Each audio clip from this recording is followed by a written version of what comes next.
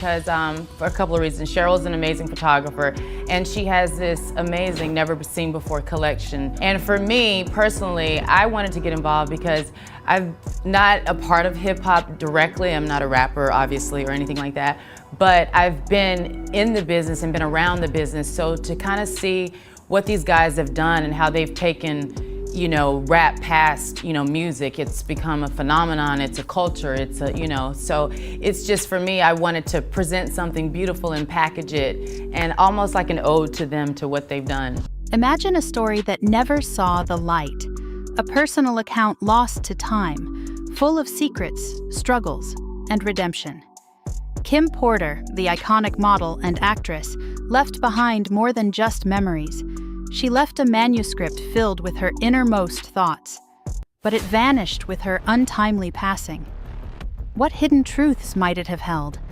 And why did it disappear just as her story reached its most intriguing chapters? Kim Porter was found this morning in bed, unresponsive, in the upstairs bedroom of this Toluca Lake home. They say a doctor spoke with them who said she had been feeling ill for the last week. When Kim Porter tragically passed away in 2018, the world mourned the loss of a woman whose life was far more complex than what paparazzi photos and media coverage revealed. No one's ruling out anything at this point. The cause of death is just undetermined because we don't know the cause of death. There's no obvious signs of death upon examining the decedent. Was P. Diddy home at the time of her death, or just here when you got here?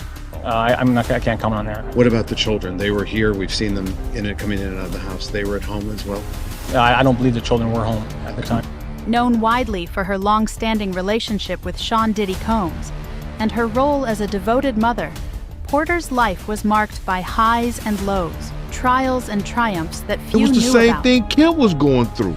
I didn't know her, but I knew somebody like her, and that was Kim Porter. In her later years, she'd begun working on a memoir, a deeply personal account of her life, her dreams, and her untold struggles.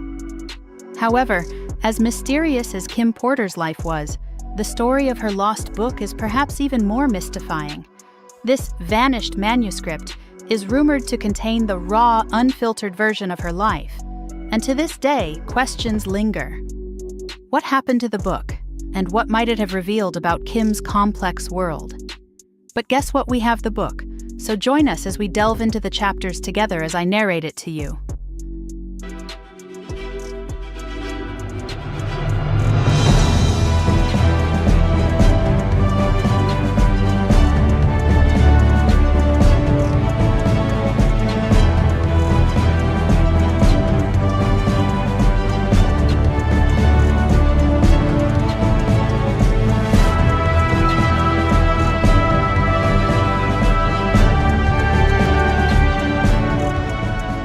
All right, so let's take it back to where it all began. Kim was born in Georgia, the Peach State, to two incredible parents, Jake and Sarah Porter. Now, if you knew Kim back then, you'd know that even in high school, she was destined for something bigger. Kim remembered when her friend Tina said to her, "You won't make it here in Georgia." And honestly, she was right. That one conversation flipped a switch in Kim, and she had to leave if she really wanted to make it. While searching for greener pastures, she met Al while working in the industry, and let me tell you, he was so charming. Introduced us. He actually came up to me and he was like, "Kim, do you want to meet Al B. Sure?" And I'm like, yeah. He was nice. He was very genuine and sweet and compassionate, and those are the things that I fell in love with, outside of his good looks. She was also, you know, very independent and kind of doing her own thing. You know, modeling, and she was in and out of Italy, and so I would fly over to Italy and you know, support her. They got married super fast, and before she knew it, Quincy was on the way. But we were both young, and it just wasn't meant to last. Luckily, we've stayed super close over the years. Al's an amazing dad, and I'll always have love for him. What's up, y'all? It's your friendly international superstar, Queen Princess Maker, Diddy, and I'm back. I know it's been a long time, been shooting a movie, but I came back for a special occasion. Today, God is the greatest. He blessed me and my girlfriend Kim and the world with two beautiful baby girls. Now enter Sean, the wolf in a sheep body. At first, he was just another guy at the label. Cool, but nothing serious. But then, he started working his charm, and before I knew it, we were dating. If you haven't seen the video Diddy, the unsolved mystery of Kim Porter's death yet, make sure to head over to our channel or check out the link in the description to watch it now. You don't want to miss out on the full story. Kim, a young single mom at Uptown, one of the hottest companies, and HWT boyfriend's career was blowing up. It felt like a dream. And honestly, it just kept getting better. However, back in the day, Sean was always hanging out with Clive. Yeah, the Clive we all know. At first, I thought nothing of it. I mean, he was Sean's boss, and they were both doing these massive things in the industry, bigger than most people could ever dream. But then, something happened that totally changed everything. I'll be real with you guys, I was open-minded, you know? I liked trying new things, having fun with my partner. But one night, Sean suggested something that really caught me off guard. He wanted me to use a certain, let's say, toy on him. I was like, wait, what? I mean, he kept saying he just wanted to experiment, that it was only going to be this one time. Kim was 20 at the time, young, still figuring things out, so she thought, all right, whatever, I'll give it a shot. But guys, it was awful. I instantly regretted it, and to be real, things got pretty messy. After that, I just needed space. I stopped answering his calls, trying to move on. But then, a few weeks later, we bumped into each other at an event. Sean came over, all friendly, complimented Kim with, "You look amazing." I just said, "Thanks, Sean," and tried to get out of there. But he grabbed my arm and looked me dead in the eyes, saying, "Look, I know what happened was weird, but I really care about you. I think I'm falling in love with you." I was shocked. I mean, love? That was fast. And let me tell you, she didn't realize at the time, but this was the start of a manipulative cycle. Kim was so young, so naive. Looking back, she wished she had seen it for what it was. So, after everything that happened, Sean was still trying to win Kim back. He convinced her to have dinner, and a few days later, they were out at this swanky lounge in Lower Manhattan. He was pulling out all the stops, being the perfect gentleman, saying, "Look, I hated it, and I never want to do that again. Give me another chance." I figured, all right, maybe we can move on. So over coffee the next morning, Kim decided to give him another shot. And honestly, things were going great. Sean was coming up fast. Bad Boy Records was taking off. He was signing big names, and it felt like Kim was finally living her dream. But then, Sean asked her to do that again. I couldn't believe it. He said he couldn't stop thinking about that night and begged her to do it one more time. She snapped and said, "Why don't you go to Clive? Isn't he the one screwing you?" Sean slapped, and before she could react, he started apologizing, begging her to forgive him. She was furious and ran out. Kim thought she was done with him. But then came the flowers, the gifts, the endless apologies. We bumped into each other at another event, and of course, he went straight into apologizing, saying he loved me and Quincy like his own son. He looked so genuine, so sweet.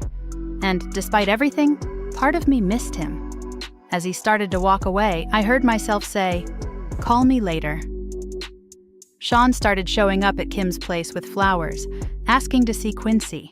And let me tell you, he's great with Quincy. Like, my son ran up to him all excited, and they had this sweet moment. Sean calls him Tiger, and even does this little love tap, sending him off to bed. Watching them, I had this wave of nostalgia. Like, this was the man I fell for. But then reality hits. This is also the same guy who slapped me and has some, let's just say, unusual requests. So why am I still here? Sean looks over at Kim and said, "Let's go have some fun. Babysitter's on the way." And before I knew it, I agreed. We're sitting on the couch, laughing, actually having a good time, when the doorbell rings. Babysitter's here, we head outside, and a huge guy in a suit gets out of a limo to open the door for us. And I mean, he's got a gun tucked right there, not even trying to hide it. I'm thinking, did Sean want me to see that? But this guy, Gene, turns out to be polite, respectful, even gives me a "good evening, ma'am." Little did I know, I'd be seeing a lot more of Gene after that night. Her book, because there's always been a rumor, she got because she was exposing a lot of stuff in her book. It was alleged that she did have a book, and she was talking about everything that she went through in the music business and with Diddy. A year goes by and things seem relatively calm.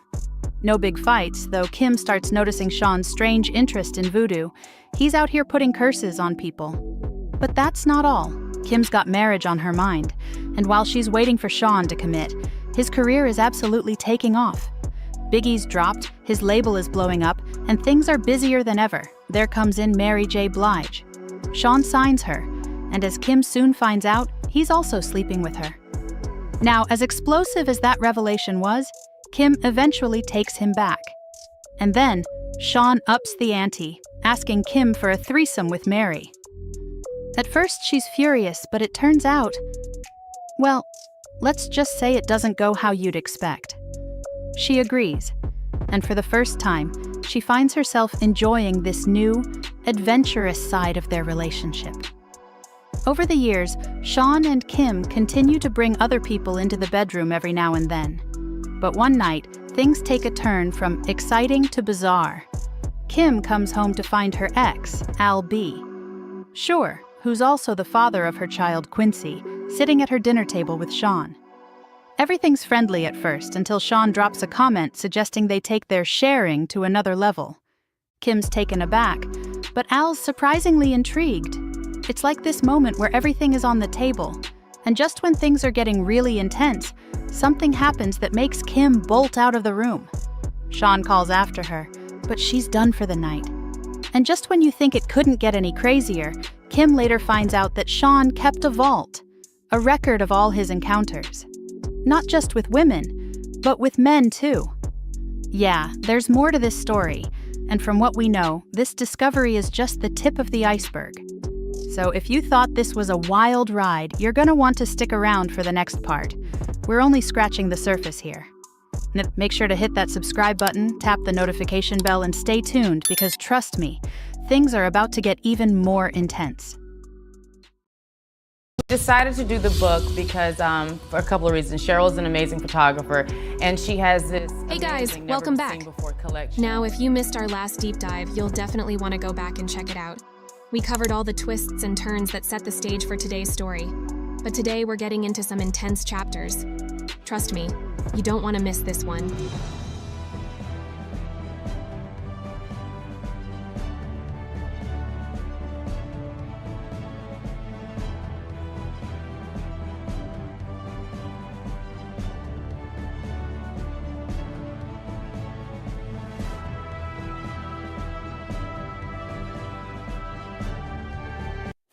Chapter 6 to 10. It's the height of East Coast hip-hop. Biggie is dominating the scene, but what a lot of people don't realize is that behind all the success was Diddy, pulling the strings. Diddy wasn't just managing Biggie. He was teaching him how to flow, how to write, even bringing in top producers to create those iconic beats. He was the mastermind, taking credit for everything, and making Bad Boy Records the place to be if you wanted to make it in the industry. I named it Bad Boy because I wanted to go against the grain. Anytime you go against the grain, they consider you like kind of bad. Nothing negative, nothing like hardcore. Just, I didn't want to be regular. I didn't want to just make records. I didn't want to just make money. I wanted to make history. But behind closed doors, Diddy's lifestyle was a whole different story. We're talking parties that were more like, well, orgies. This was the inner circle of the music industry, the people who actually called the shots. And Diddy knew how to keep his position by any means necessary. Now, here's where things get wild. Tupac enters the picture. At this point, Diddy's in an open relationship, so Pac and Diddy's partner Kim, let's just say they hit it off. Diddy didn't mind at first, but he took things too far by trying to get Pac to join him in a three-way. Pac wasn't having it. He wasn't into that scene, and he definitely didn't appreciate Diddy's advances. Things got tense fast, and this moment would set off a chain reaction, putting Pac and Diddy at odds in a way that would only escalate. Can you imagine being there for that confrontation? Pac was there in Diddy's house, just trying to relax. And Diddy makes this move, basically challenging Pac, saying, "You think you can do better than me?" Pac was furious, feeling totally disrespected.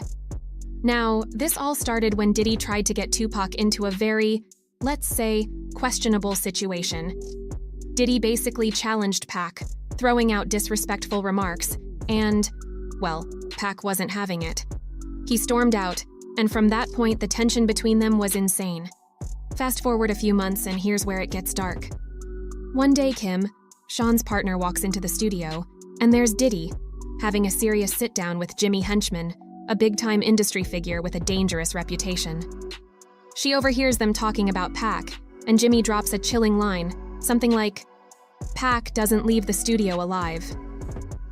Now Kim plays it cool, but she's shaken.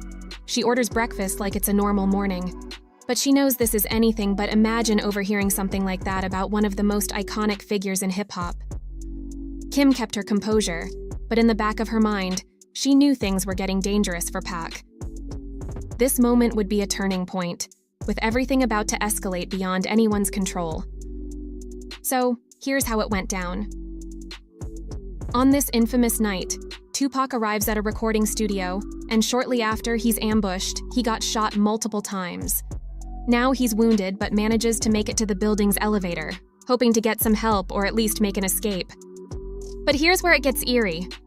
When that elevator opens, guess who's standing there? Sean Diddy Combs and his associate. Now you'd think they'd help, right? Call an ambulance or something? Nope. They just watch as Pac is lying there, bleeding out, without offering any assistance. From Tupac's perspective, this was all the evidence he needed. It looked like they orchestrated the whole thing. And Pac wasn't the type to let something like this slide. He made it out of the situation alive, but not without scars. He even lost a testicle in that ambush. But he survived, and this encounter only deepened the rift between Pac and the East Coast rap scene, especially with Puffy. This wasn't just some random altercation. To Pac, it was betrayal at the highest level, and he wasn't going to let it go unanswered. This night fueled a beef that would change hip-hop forever. It was a cold February night in New York City, 1994. Sean Diddy Combs and Kim were at an elite restaurant private booth, exclusive crowd. Even Mayor Giuliani had a table nearby. Now for anyone else, this would be a glamorous dinner. But for her, it's a tense, terrifying moment she's been waiting for to finally escape this life with Puffy. But what happens next sends chills down her spine. While they're sitting there, Puffy gets on the phone. She can only hear his side of the conversation, but his words say it all. "We're gonna release Who Shot Ya now." Now, for anyone who remembers, Who Shot Ya is that infamous track by Biggie that stirred the pot in the East Coast-West Coast beef, fueling tensions with Tupac, who'd just survived a shooting. And here's Puffy, cool as ice, saying, "Of course they'll think B.I.G. was talking about Pac. That's the whole point. Imagine how much money we'll make with this beef. Pac's alive, so let's capitalize on it." Now this isn't just a casual business talk. She can tell by his tone. There's a threat here, a darkness she's feeling up close. When he hangs up, he turns to her asking, "What's wrong?" She tries to play it cool, fake a smile, but he's not buying it. He grabs her hand and starts squeezing, almost crushing it, asking if she's sure. She didn't hear anything. She's trapped, forced to give him the answer he wants. This moment right here? It's not just about intimidation. It's about control, showing her just how trapped she really is in this glamorous life that's actually a nightmare. As she's sitting there surrounded by luxury, she knows she has to be strategic. If she doesn't play this right, she might not get another chance to escape. He's not only dominating the music scene, but also intimidating everyone around him. In walks a young Sean, Carter the future Jay-Z.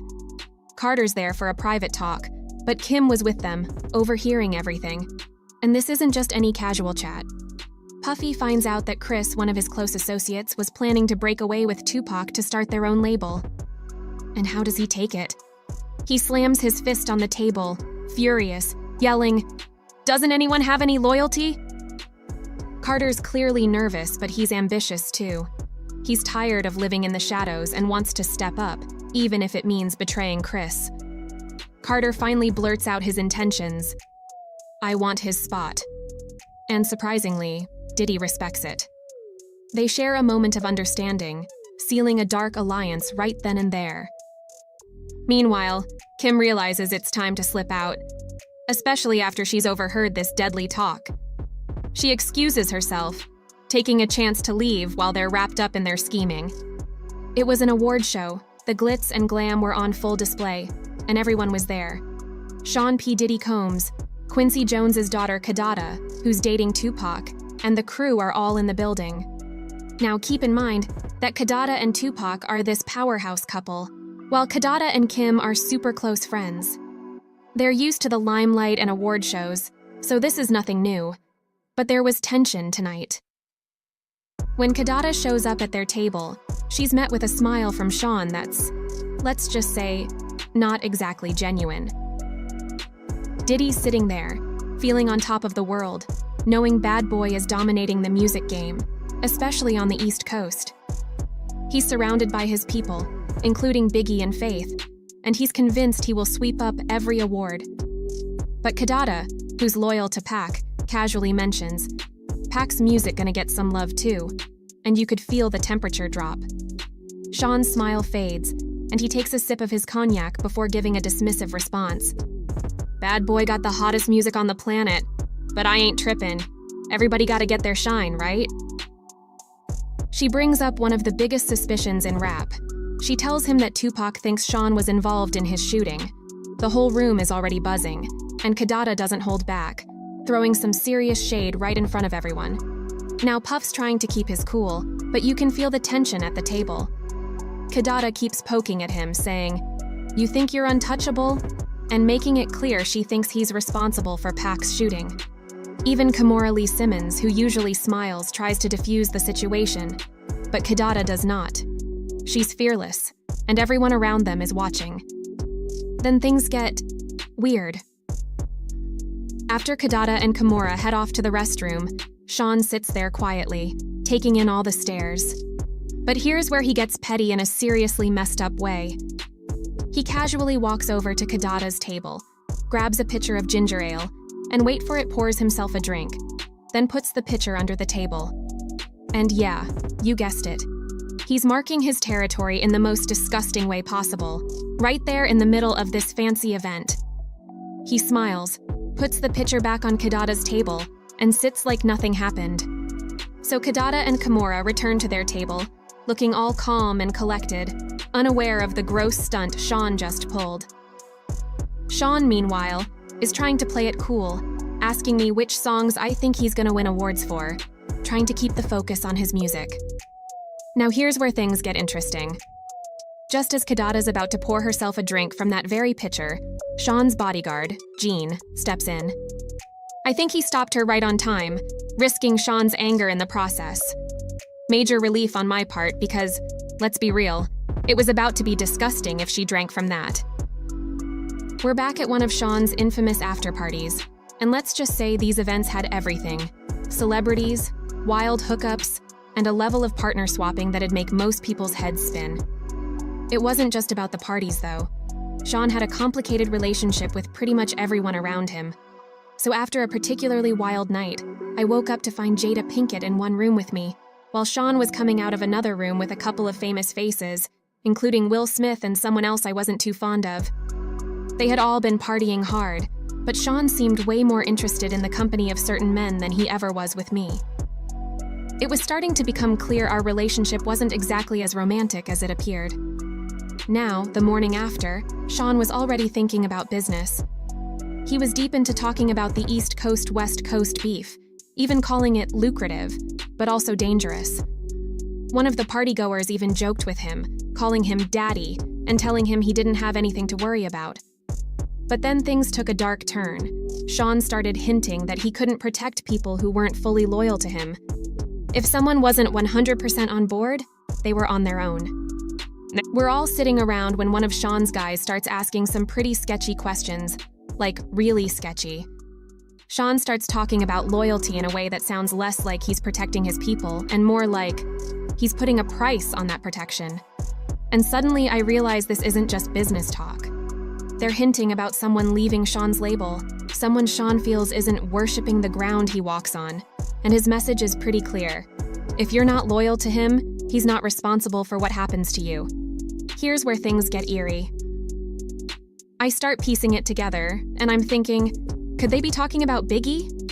But at the time, I was too young and too hungover to fully process it. Looking back now, it seems obvious. Sean didn't just mean he wouldn't protect Biggie. This could have been something much darker. Feeling caught in the middle, I couldn't just pretend everything was okay. So I pushed back a bit, mentioning that Biggie hadn't left the label yet. We're talking way beyond any regular drama. Sean starts ranting about loyalty, but he takes it up a notch, basically saying he's done protecting Biggie. And why? Because Sean feels Biggie's not 150% loyal. But when I try to talk sense into him, maybe appeal to his wallet, he just drops this bombshell. Biggie's actually worth more to him dead than alive. Yes, you heard that right. Sean's calculating it down to the dollar, as if Biggie's just a line on a balance sheet. And if that's not unsettling enough, one of Sean's guys jumps in, basically confirming that Biggie's a sitting duck without Sean's protection, especially out in Cali. Then Sean takes it up another level. He heads over to a safe, pulls out a bag of cash with his guy's name on it, and casually says, "Take care of my people." It's like this was all planned. And the guy's just grinning, saying he's got Sean's back, almost too eager to get started. At this point, I'm practically sprinting for the door. I make up some excuse about needing to see my kid, and I'm out of there. But let me tell you, I left that morning realizing just how cold and calculated Sean really was. The relationship between Sean and Kim was toxic, to say the least. They're off again for who knows how many times, but Sean keeps calling, this time with a whole new twist. He's worried about his proclivities, which she just straight up calls his sexuality getting out. And to keep things under wraps, he's staging a new relationship with a video girl. But he's still calling Kim, trying to control her emotions, hitting her with lines like, "You know I love you," and "I wouldn't lose control if I didn't care." Talk about twisted logic. Even as he's planning to publicly date someone else, he's trying to keep her emotionally wrapped up in his drama. He's using their shared history, and even bringing up her kid, Quincy, to try and stay in her life. But she's finally hitting her breaking point, and by the end of the call, it sounds like she's done. For real this time. So what's next for her? How will she deal with the fallout from Sean's manipulations? And will he really leave her alone? Stick around because the next chapters promises even more drama.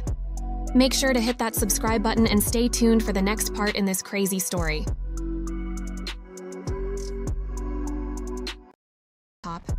Biggie is dominating the scene, but what a lot of people don't realize is that behind all the success was Diddy. Hey guys, welcome back. The strings. Now, if you missed our last deep dive, you'll definitely want to go back and check it out. We covered all the twists and turns that set the stage for today's story. But today, we're getting into some intense chapters. Trust me, you don't want to miss this one.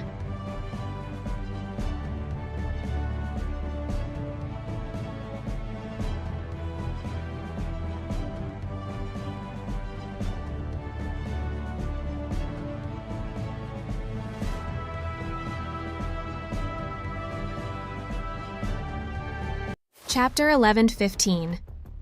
Kim started with how she felt kinda good with Sean gone. Like, finally I could breathe. The crazy sex parties were out of hand and I was just getting older. I needed to chill before the rumors started making their way to Quincy. I didn't need that drama. Plus, Chris was heading to Cali, and honestly, I had a bad feeling about what was about to go down with Tiana Wallace. Anyway, it's Friday night. I'm sipping wine, just trying to relax in my robe, and bam. The doorbell rings. I wasn't expecting anyone, but I open the door, and who's standing there? Sean. My heart stops for a second, but I try to play it cool, force a smile and slur out, "Hey, come on in." Clearly I'd had a bit too much wine, but whatever. Sean's looking around like he's suspicious or something, and then says, "You haven't been answering my calls. Just wanted to make sure you're okay." Now listen. Sean was not here out of concern. This man is all about control. Even though we're not together and he's dating someone else, he's still got his eye on me. Classic Sean. Imagine someone who once meant everything to you now in your home, with a look that's colder than anything you've ever seen. It was supposed to be a simple visit, just a checkup, but things took a terrifying turn fast. She thought she'd be safe, but then Diddy dropped her to the floor. And then he calmly put a gun on the table. This wasn't some outburst of jealousy.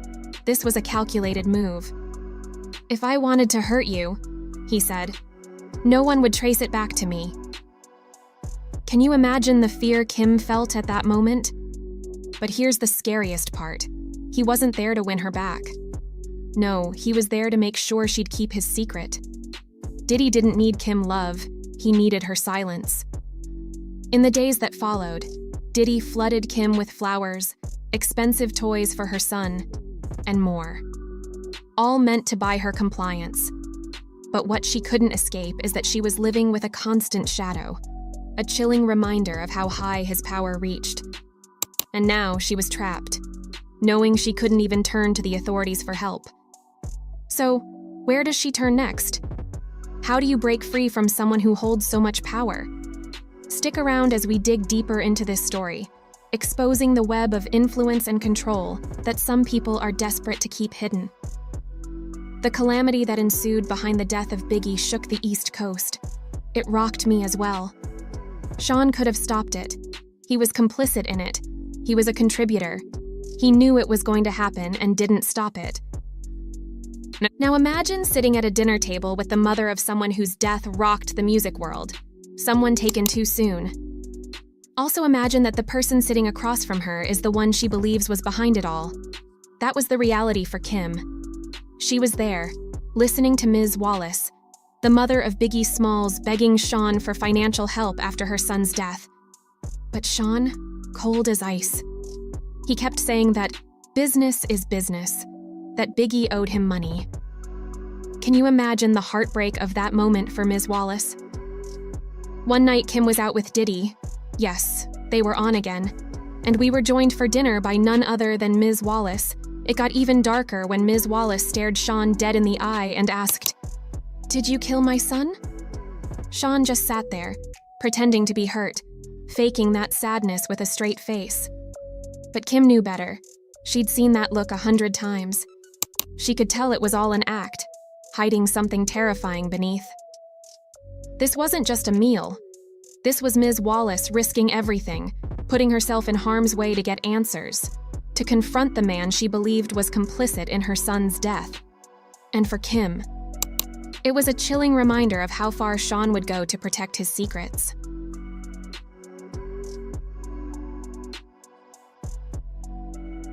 It was late evening at the bad boy office. Sean's there, casually puffing on his trademark cigar, with a few of his closest confidants around. Suddenly, Faith Evans walks in. Now, Faith had been a close friend to the group and had a complicated relationship with Sean. She's been involved with some of the biggest names in hip-hop, but tonight, she's about to confront Sean on something huge. Faith brings up Biggie. Remember, she'd been asked by Sean to keep an eye on Biggie, which meant more than just watching his back. Sean wanted control, complete control, and he was willing to use anyone to get it, even pushing Faith into a relationship with Biggie to monitor him. But things got messy. Biggie and Faith had a child together, which made things more complicated. And Sean? He didn't want to let go of Biggie's loyalty, even as he suspected Biggie might start his own label. Then comes the bombshell. Sean admits he didn't hate Biggie, but he sure wasn't about to protect him when he felt betrayed. He even confesses to manipulating Faith into relationships with both Biggie and, yes, Tupac, to keep them in check. It's a shocking moment of raw, ruthless honesty, showing just how dark and calculated the industry can be. And then, Sean gets vulnerable. He claims he was hurt by Biggie's plans to go independent, and in his own twisted way, he saw this as an ultimate betrayal. His final promise to Faith? He'll take care of her and Biggie's son, CJ. But you can't help but wonder if that promise is more about his guilt than genuine care. Faith Evans is in the room with Sean Diddy Combs, and things get tense. Faith is deeply hurt, and without a word, she gets up to leave. Sean calls her name twice, but she's done. She walks out, and Sean turns to me, looking a bit lost. He just confessed to Faith that he wasn't going to protect Biggie anymore because he was planning to leave Bad Boy. Sean justified it by saying, "Why protect someone who's about to become your competitor?" Here's the shocking part. Sean is visibly upset, questioning why everyone makes him out to be the bad guy. He's clearly torn, angry, and honestly, full of himself. But as twisted as it sounds, I ended up comforting him. And that's where it gets real dark, real fast. This isn't just a story of loyalty, it's about manipulation, control, and what some call Stockholm Syndrome. So, it was a quiet night at Diddy House when suddenly, Jennifer Lopez bursts through the door. She's furious, yelling at Sean for shooting up a club. Yep, you heard that right. Apparently, Sean decided to handle things personally instead of letting his bodyguards do their job. Jennifer's in total disbelief, saying, "You shot innocent people, Sean." She's scared and furious because she knows this isn't going to end well. There's also the question of Shine, Sean's upcoming artist, who Jennifer calls Biggie's replacement. She's worried Sean is planning to let Shine take the fall for him, and it sounds like that's exactly Sean's plan. He tells her confidently, "Don't worry, Shine is loyal. He knows how this works, and he'll be taken care of when he's out." But Jennifer isn't buying it. She's not about to lie for Sean or risk jail time, and she makes that clear. Meanwhile, Sean is cool as a cucumber, totally unfazed by the threat of police and witnesses. He even has the audacity to laugh when she doubts him, showing just how sure he is of his own power and connections. He's as confident as ever, telling her, "Relax. You're never going to see the witness stand, I got this." But Jennifer's not convinced. She knows her attorney won't just magically make this go away. Sean, though, is beaming with confidence. He's got a plan. Between Shine's confession and a few strategically managed witness accounts, he thinks he has it all covered. And when Jennifer nervously asks if he's planning to threaten her lawyer, Sean chuckles and says, No, just money talk, baby." He's so sure of himself, it's almost disturbing. Then Sean switches gears, flattering Jennifer, even calling her a once-in-a-lifetime talent. And, get this, he tries to charm both of us into a little three-person party that night. But it didn't happen that day. But this moment really shows how far Sean would go to control people even with charm and confidence to get exactly what he wants. However, Kim was out having drinks with none other than Kimora Lee Simmons. Things are going smoothly. There was a bit of a flirty vibe, but suddenly, she feels sick, like she's about to throw up. After barely making it to the bathroom, she returns, trying to play it cool. But Kimora's got a keen eye and she's not one to hold back. She points out that Kim was looking kinda plump, and then drops the bomb. "Are you pregnant?" At first, Kim totally ignored the question, but then the realization sets in. Could she be pregnant? And if so, is it Sean's? The stakes here are sky high. Kimora, straight to the point as usual, basically tells her she wouldn't want to be in her shoes if this baby is Sean's, especially after everything that happened with Biggie. There's this shared understanding that maybe, just maybe, Sean might have had a hand in Biggie's death, and that revelation hits hard. Kim came to terms with her situation, promising to figure it all out soon, while Kimora just says, "Good luck." It's a small moment with massive implications, as Kim is faced with a choice that could change her life. And that's where we'll leave it today. Make sure you subscribe and hit the like button because in the next and final chapter, we'll dig even deeper into the drama, the truth about Sean's past, and how this whole saga wraps up. You don't want to miss it.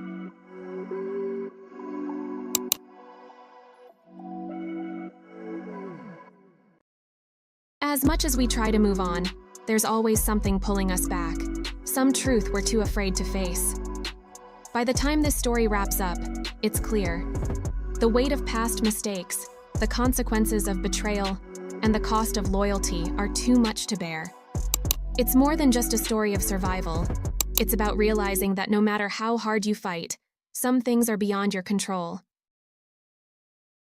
The final chapter will leave you with a bittersweet understanding of the choices we make and the price we pay.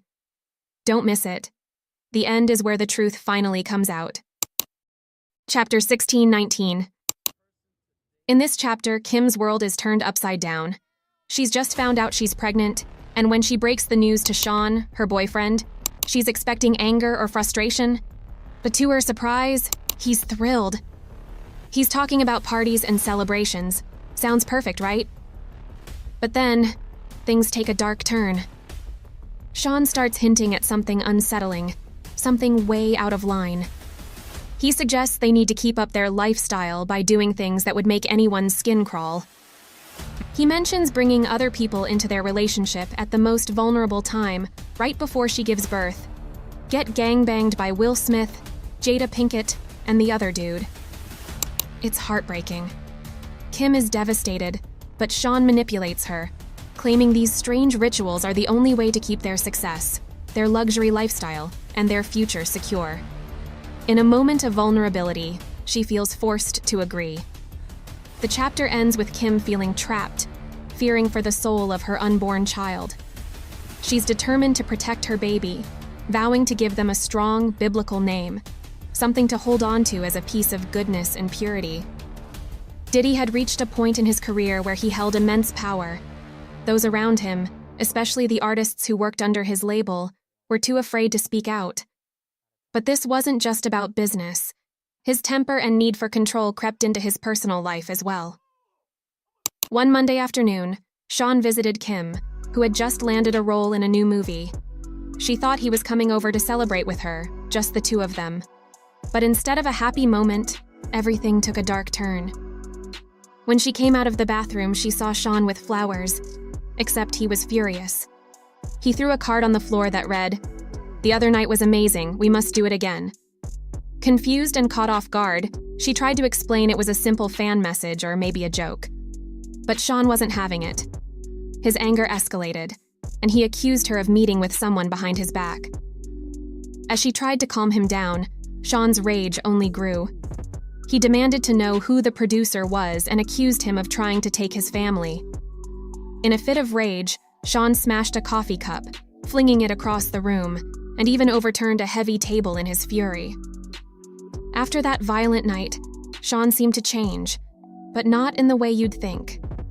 While Kim was recovering, he put on a different face. The concerned, supportive father, there to help her through her injury. But was it real remorse or something more calculated? The next few months were strange. Sean was there constantly, helping Kim heal and offering support and care. But his presence felt less like kindness and more like control. Said her and that, I was just saying like she looked kind of big for the amount of months she is. And so I said, baby, I think we need to go to the doctor because you kind of big. You look like you ready to give birth right now. And so we went to the doctor, and guess what? Your boy Diddy is a champion. I am a champion. The doctor told me and Kim, and I'm telling you right now, no press announcement, just telling people in my family that I'm having twins. It is official. Yes, two more Combses. Two.